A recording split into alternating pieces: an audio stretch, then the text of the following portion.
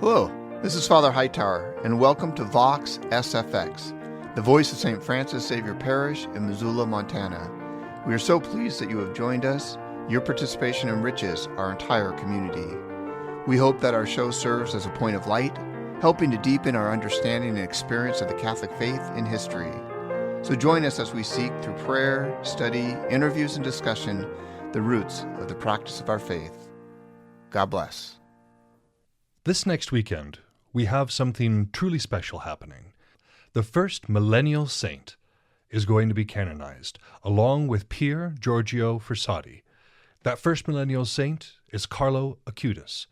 But who was Carlo? What was his life like? And why is he being canonized? And we can ask the same questions of Pier, even though he existed nearly a century before Carlo. We're coming to you just a few days before this is supposed to occur. So if you're looking to tune in, it will be on EWTN Nightly News live at 1 a.m. on the 7th. So if you're up at 1 a.m. on the 7th, it would be an excellent time to watch this Mass where Pope Leo is going to introduce these two saints and say Mass over the ceremony. However, if that's a little too early for you, it'll be on EWTN Nightly News, which you can catch on YouTube as a after recording. Helping us with this information, our associate producer, Lydia Schmidt. So, let's jump into it and figure out together who these two magnificent men were and what their contributions were to the Church.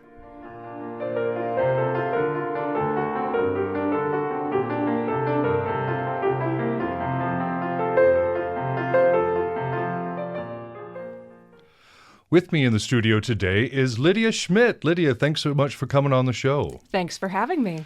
Our listeners may be hearing your voice for the first time, but they certainly are not hearing your work for the first time because you're normally sitting right here next to me doing the editing, but it's really cool to be looking across and seeing you in front of a microphone. Yes, the room looks very different from here. I'm normally actually kind of behind you, like some kind of evil advisor telling you all kinds of evil plots to do to the podcast, but I hope my influence isn't too malign. I'm not sure if evil's the word I'd use, but your work has certainly been appreciated on the podcast, and I'm eager to get into this conversation with you about our two newest saints coming up this next week, Pier Giorgio Frassati and Carlo Acutis, our first millennial saint. So, let's drop into it right now. You and I are millennials. What's it like to have a millennial saint? Well, the thing that I think about with Carlo, and I think the reason that I immediately felt a connection with Carlo when I heard his story was that this was somebody I might have gone to school with. Carlo was only 3 years older than me, and I might have crossed paths with him at some point.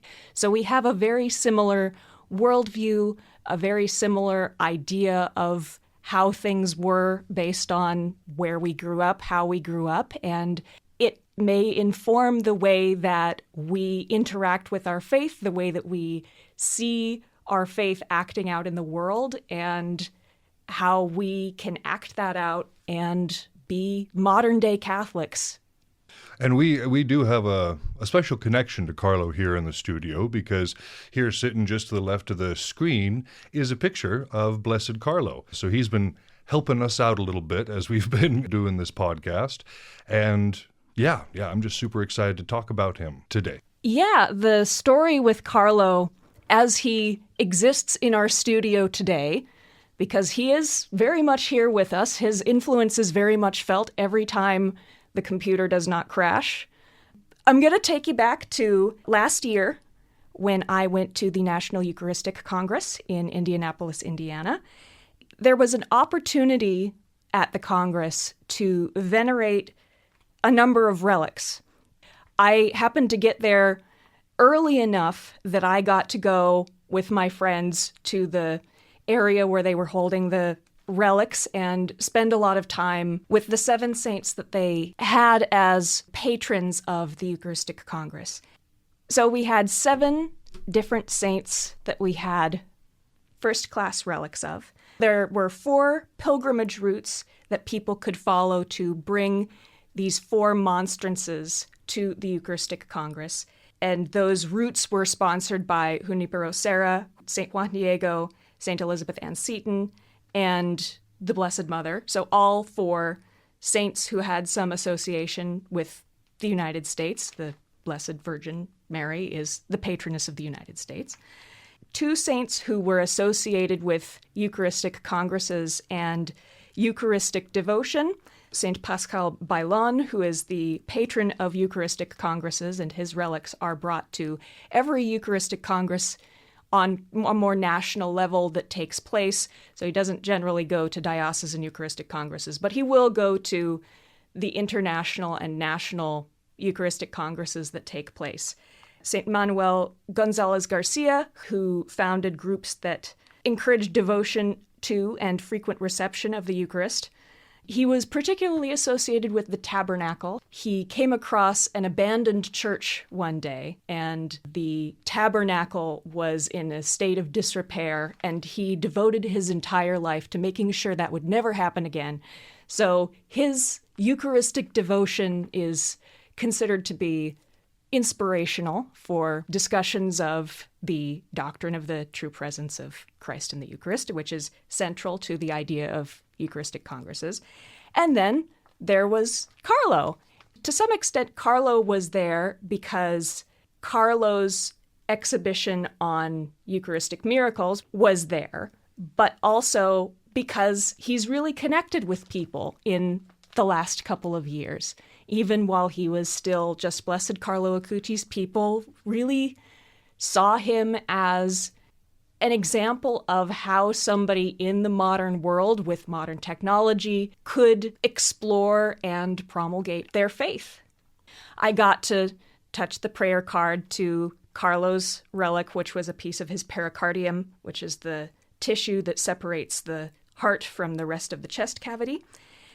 It was the kind of experience that had really given Carlo a lot of inspiration in his own life, but also was very much something that united a lot of people in the service of talking about and exploring the idea of the true presence.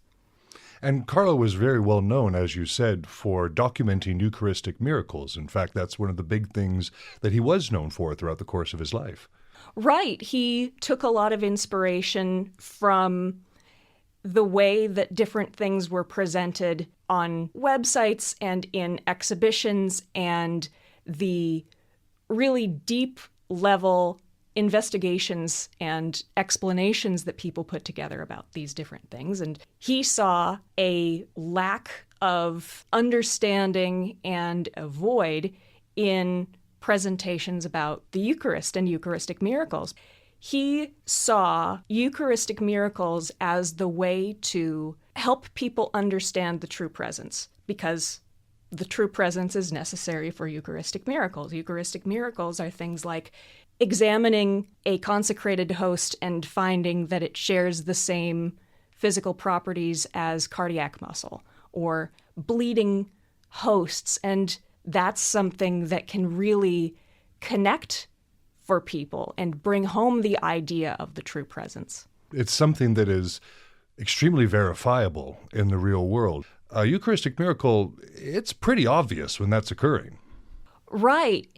The number of times that that's been externally verified, and we've talked about this before, that the Vatican brings in people who are not necessarily associated with the faith, who don't believe in the same things that we believe, who look at these things and are able to say, yes, this is cardiac muscle. This is this particular type of blood that would have shown up in the ancient Near East.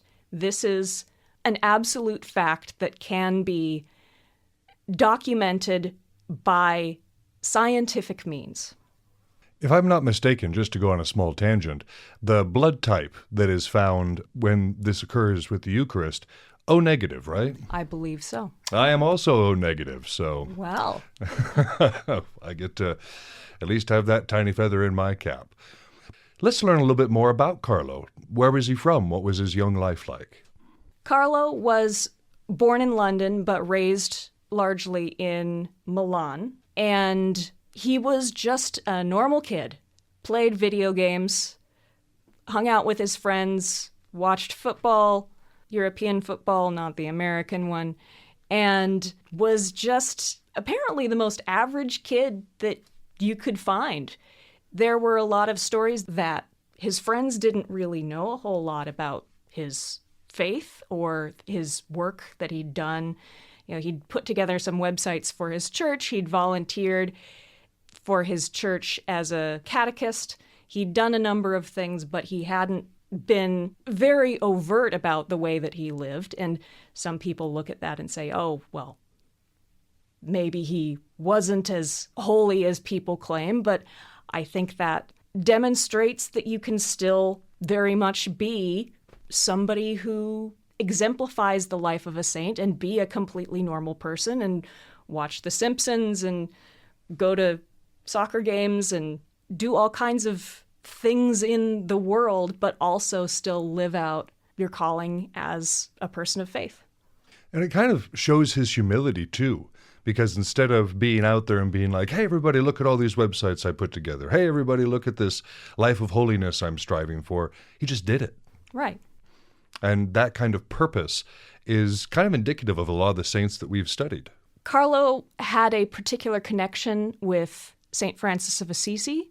He spent a lot of time in the Assisi area, and his major shrine, where his tomb is located, is in the Sanctuary of the Spoliation, or the Church of St. Mary Major in Assisi, which is the church attached to the Bishop's Palace in Assisi, where St. Francis of Assisi was purported to have cast off his worldly garments because he was the son of a wealthy textile merchant. So this was the place where he threw aside all of his belongings and pledged himself to God and to the bishop. And I think the bishop said, wait, hold on. This is a little extreme, but it was St. Francis, and he went on, obviously, to found one of the most significant religious orders that we have. And Carlo was very much influenced by St. Francis of Assisi then. He was, and one of the famous stories, a little apocryphal, but take it as you will, was that Carlo limited himself to 1 hour of video games every day. I don't know how much you accomplish with 1 hour of video games a day, but he wanted to exhibit some form of temperance with something that he very much loved. He wanted to keep everything in moderation. And at that particular age, as we know, with him kind of situated between our ages, it is really easy for people to fall into video game addiction, to want to kind of disappear into a fantasy world and deny the world around them. But it sounds like Carlo avoided that trap by saying, this is something that I enjoy, this is something that I will use to recreate, but it's not going to dominate my life. Right, and he spent a lot of time in adoration, so I think he tried to directly counterbalance those ideas. Here's a sort of created fantasy world, and here's the world of heaven that is very much achievable and that is very real. Priorities. Priorities. So as for the miracles that have been attributed to Blessed Carlo, the first one was in Brazil, where a young Brazilian boy was suffering from a very rare and very painful pancreatic defect. He was in absolute constant agony, and solid food was beyond him. His family prayed for Blessed Carlo's intercession, and after a prayer service and a novena, the boy was fully healed and able to eat solid food again, which was a complete, sudden, and unexpected recovery. The Catholic Church recognized this as a miracle in 2020, which paved the way for Acutis' beatification. The second one was in Florence, where a young woman suffered from a severe brain hemorrhage and head injury after falling off her bicycle. Doctors had warned her family that she very well might die even after they performed an emergency surgery. Her mother prayed for Carlo Acutis' intercession, and a friend also began praying on that very same day. The young woman began to breathe on her own again, and then recovered basic mobility. And then a CT scan showed that the hemorrhage was gone, and she had made a full recovery. Pope Francis recognized this healing as a miracle in May of 2024, which is a prerequisite for canonization because we have to have 2 miracles associated with a saint for that. He was supposed to be canonized on the 27th of April, but the late Holy Father passed the Monday after Easter, and so Carlo very humbly stepped aside so that we could celebrate Pope Francis's life, and his canonization is instead for this next weekend on the 7th of September. I think that's a very Carlo thing to do, because one of his last actions in this world was to offer up his sufferings. He became ill very quickly and went to the hospital, I think, only about a week before his ultimate passing. During the last days of his life, he offered up his suffering for the Holy Father, at the time, Benedict XVI.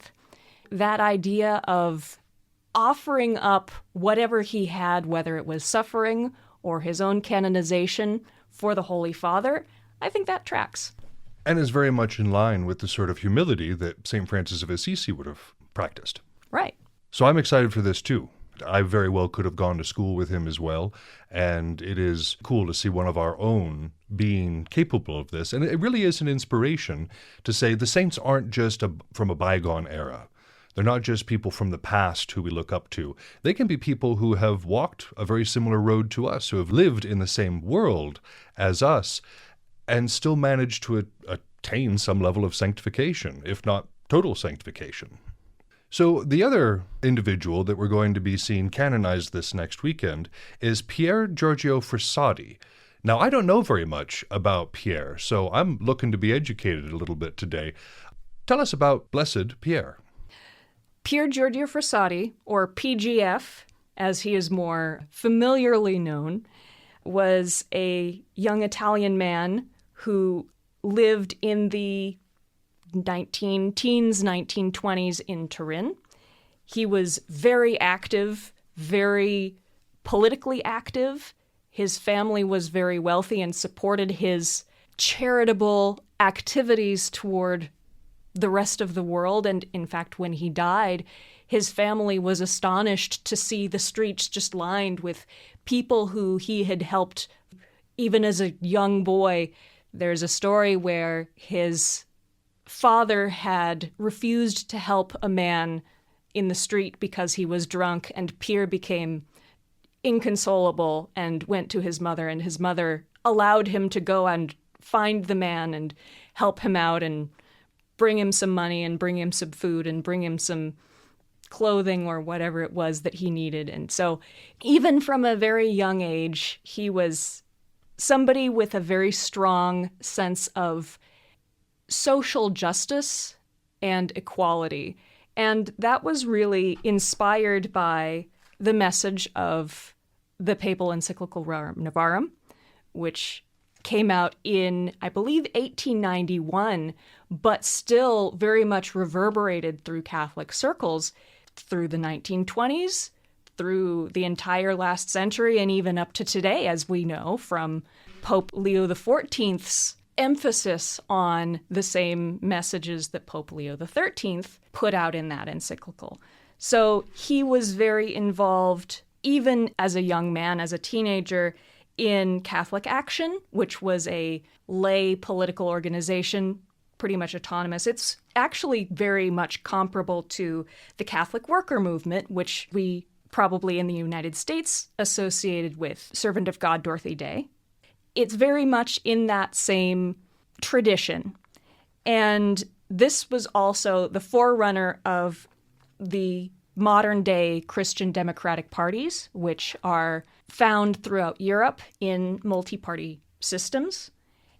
It advocates for a Christian worldview that really emphasizes taking care of your neighbor. And so that's something that Pier Giorgio Frassati really tried to live out. He became an engineering student. He was never able to finish his studies because he passed before they were completed, because he looked at the conditions for the workers in the mines in Italy and believed that God was calling him to help the miners as an engineer. He looked at the world around him and tried to figure out where his gifts were best used. Well, it sounds like he was very much possessed by the idea of the compassion of Christ, and living out the example that we see in the Beatitudes, which is something that is sorely lacking even in the world today. He was much more militant about it, though. He was arrested several times for protesting, and in his autobiography, Pope Francis talks about his family and his grandparents and their life in Turin in the 1920s.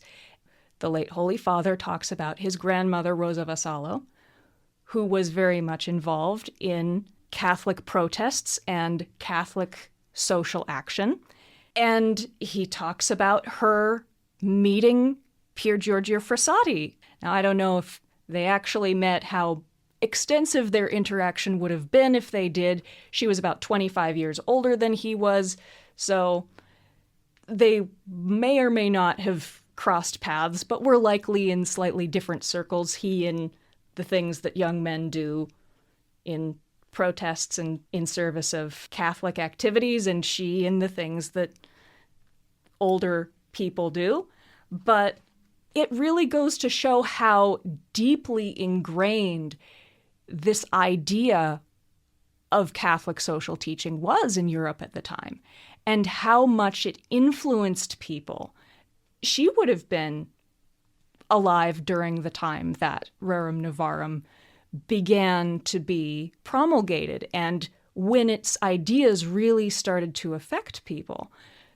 It became a massive movement through the 1920s and 1930s, and really informed a lot of the way that we understand our interactions with each other. So he was also fairly young when he passed as well, right? He was 24. So yeah, pretty darn young, these two saints that we're going to be canonizing this next weekend. But what miracles were associated with Pierre? The timeline of Pier Giorgio Frassati's canonization, as it can sometimes happen, is a little bit complicated. Pier Giorgio Frassati's cause for canonization was opened in 1932, and his first miracle was recognized in 1933. But the nihil obstat, nothing impedes, so there is nothing preventing this cause for canonization from going forward. They've done their preliminary examinations. That wasn't until 1978.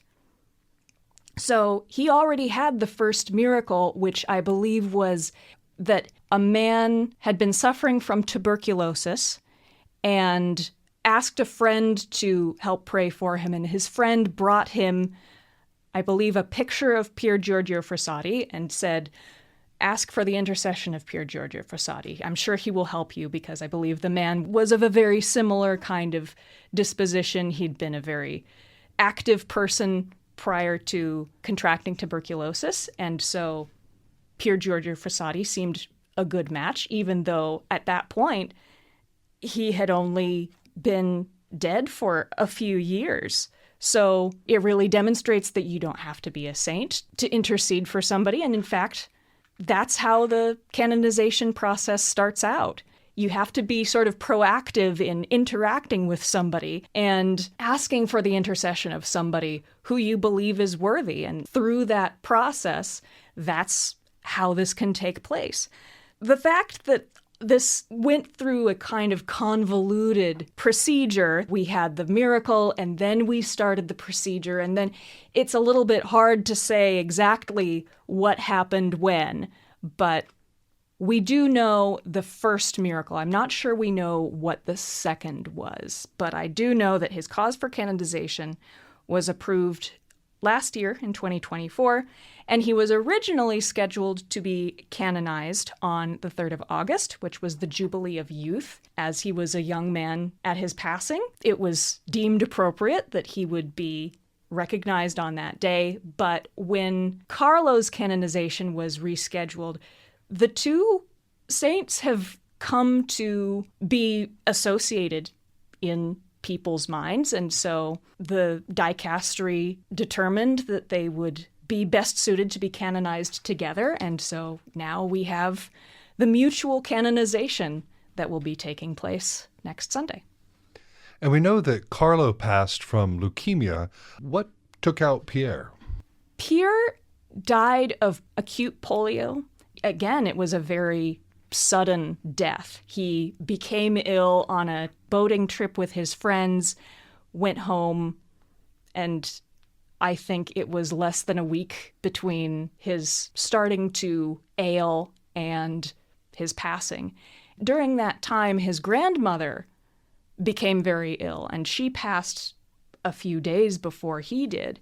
And he very much tried to limit his discussion of what he was going through so as to allow his family to focus on his grandmother.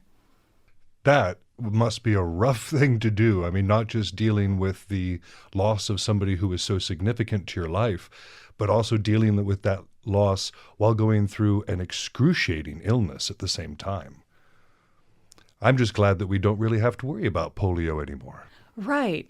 And who knows how long he could have been around and how much good he could have done if only they would have had the protections that we are afforded in this day and age. But we are also blessed to have him looking out for us from where he's at, near the throne of God. So he, as you said, was active all throughout his life. Was he associated with a particular order? What sort of things was he doing? He was not a consecrated religious. He never, I think, considered the priesthood as part of his life. He didn't really have the disposition to be a priest. He was very devoted to being an engineer.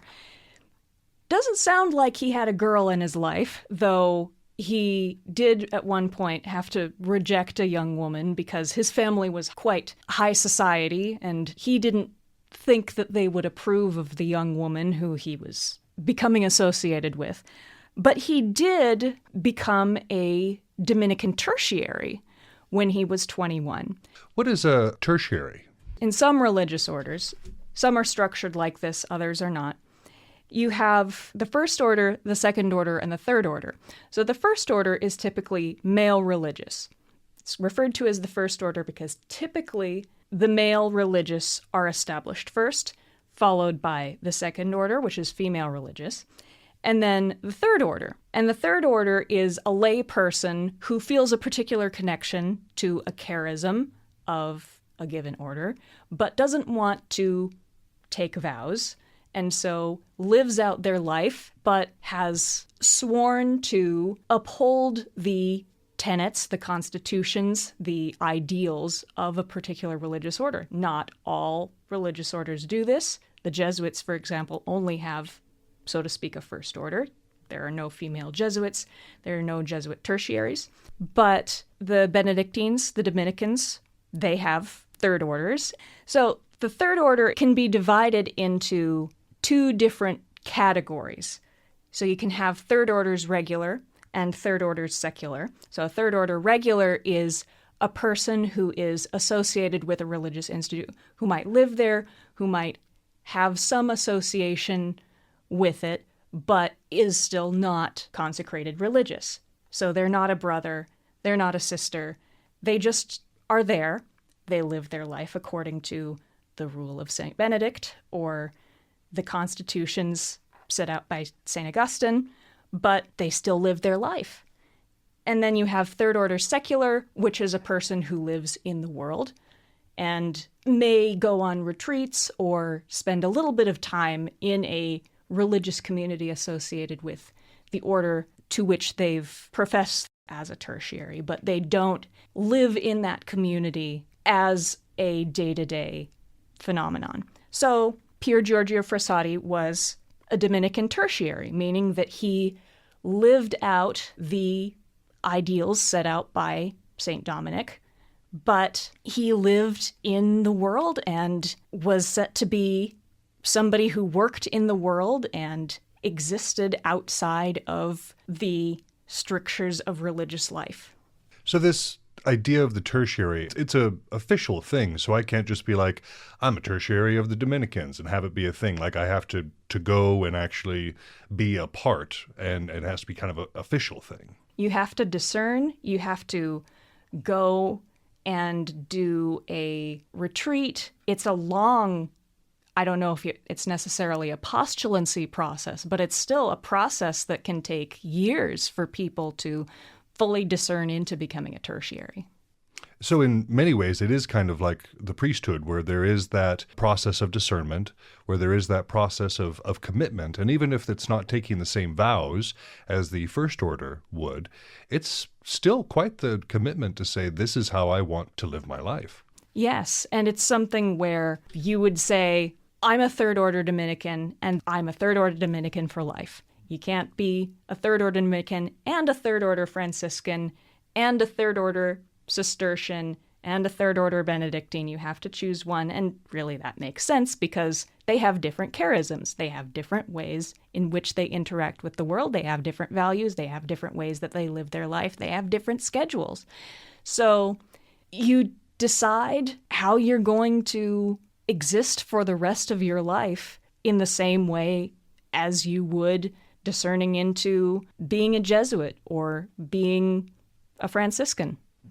That's interesting. I learned something new today. I had no idea that that was a thing, and I've been doing this podcast for a while. It's wonderful to be able to be like, oh yeah, I've got all sorts of things to learn.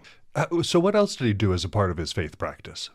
So Pier Giorgio Frassati was a member of two organizations, one of which you can still very much be a part of today. The first being the Sodality of Our Lady, which was a society that was founded in the 16th century by the Jesuits. It was essentially a way for people to set a goal for their faith practice. I believe the original rules for the Sodality were that you had to attend Mass every day, you had to take communion once a week, and you had to go to confession once a month.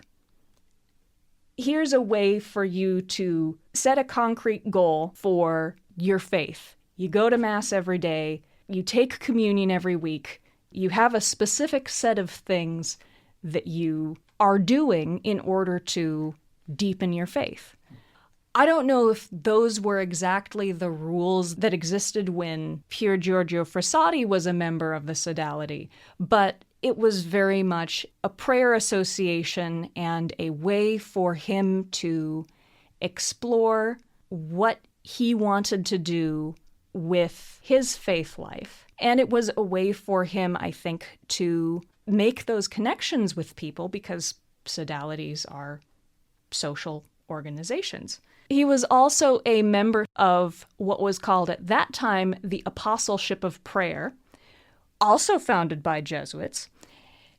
So he had his fingers in a couple of different pies, so to speak. He was a Dominican tertiary, but he was also a member of these very Jesuit-influenced organizations.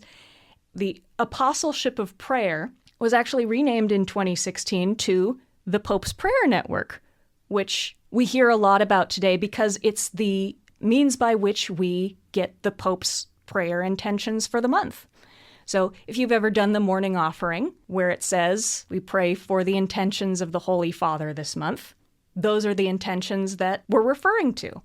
I think it's interesting that he had such a focus in his life on protecting the poor and building up the worker, which is also very interesting considering the fact that he came from a high kind of born society where that sort of concern isn't necessarily super common.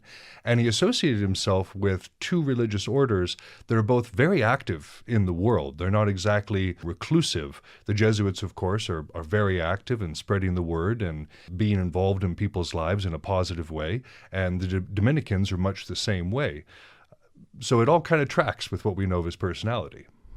So before we end for today, there is a prayer that is done every single month, a Pope's intentional prayer. What is the one for this month? The prayer intention for September is for our relationship with all creation. So if you're doing your rosary for the intentions of the Holy Father, or you're doing your morning offering for the intentions of the Holy Father this month, you're praying for our relationship with all of creation. And the Holy Father says, let us pray that, inspired by St. Francis, we might experience our interdependence with all creatures who are loved by God and worthy of love and respect. I think that's a beautiful sentiment and something that our two to-be canonized saints would very much vibe with. I think so. I gotta say, I am a huge fan of the Holy Father, and I have been since he took his name, which was a clear indication of what he was going to prioritize, and was, again, an American Pope. I never thought that I would see an American Pope. Well, did you have anything else you wanted to add before we close for the day? I hope that we can look to Pier Giorgio Frassati and Carlo Acutis in the future for inspiration, for guidance, and for intercession. Well, I'm very glad that we were able to provide some info to some folks, so if they're listening to this throughout the week coming up, that they can be prepared and pay attention to this wonderful event that we have coming up in the canonization of these two saints whose lives and missions seem to have very much been on the same level. And I very much appreciate you coming on today, Lydia. Thanks. Thank you. Thank you for being with us today as we walk as pilgrims this road together. If you feel called to learn more, please consider checking out St. Francis Xavier or your local Catholic church. All are welcome into our community as God loves us all equally. If you are interested in supporting the Vox SFX podcast, please visit sfxmissoula.org/donate. Until next time, go forth in peace and be the light of Christ in someone's day. By Jove, we've got it.